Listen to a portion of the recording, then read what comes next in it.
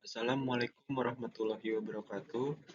Perkenalkan, nama saya Dava Alfansyah dari kelas D243E. Pada kesempatan kali ini, saya akan mempresentasikan materi mengenai pendekatan manajemen klasik, human relation, dan sistem pada mata kuliah organisasi dan manajemen industri. Semoga presentasi ini dapat menambah pemahaman kita mengenai berbagai pendekatan dalam manajemen organisasi. Perkembangan dunia industri saat ini menuntut organisasi untuk dikelola secara efektif dan efisiensi. Seiring perkembangan tersebut, muncul tiga pendekatan utama dalam teori manajemen, yaitu pendekatan klasik, pendekatan human relation, dan pendekatan sistem.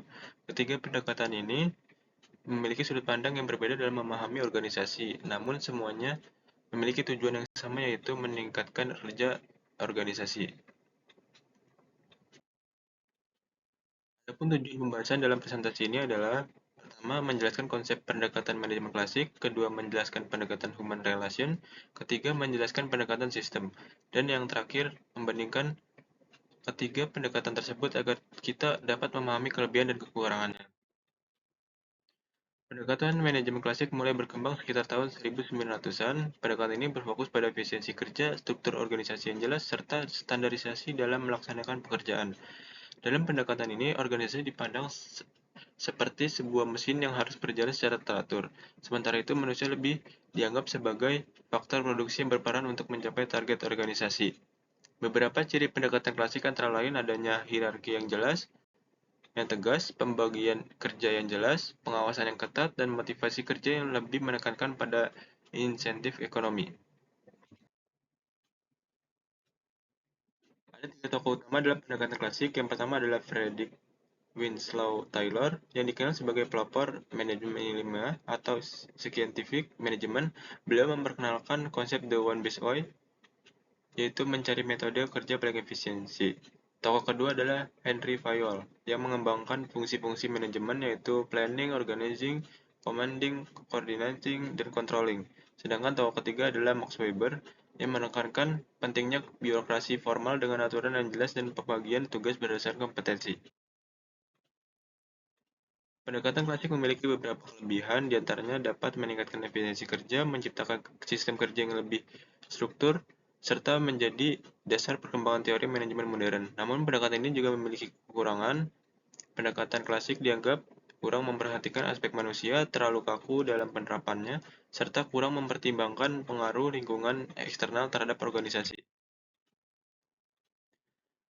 Pendekatan human relation muncul sebagai kritik terhadap pendekatan klasik. Jika pendekatan klasik berfokus pada efisiensi, maka pendekatan human relation lebih menekankan bahwa pekerja bukan hanya faktor produksi, tetapi juga manusia yang memiliki kebutuhan sosial dan psikologis. Produktivitas kerja tidak hanya dipengaruhi oleh uang, tetapi juga dipengaruhi oleh hubungan kerja yang baik, perhatian dari manajemen, dan rasa dihargai. Tokoh utama dalam pendekatan human relation adalah Elton Mayo. Melalui eksperimen Hawthorne, beliau menemukan bahwa perhatian dari manajemen ternyata dapat meningkatkan produktivitas karyawan.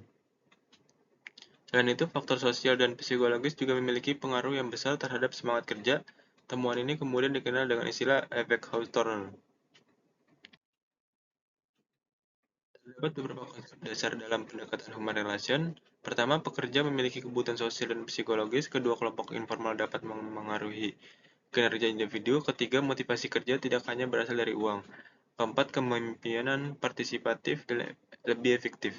Dan yang terakhir, komunikasi dua arah sangat penting dalam menciptakan hubungan kerja yang harmonis.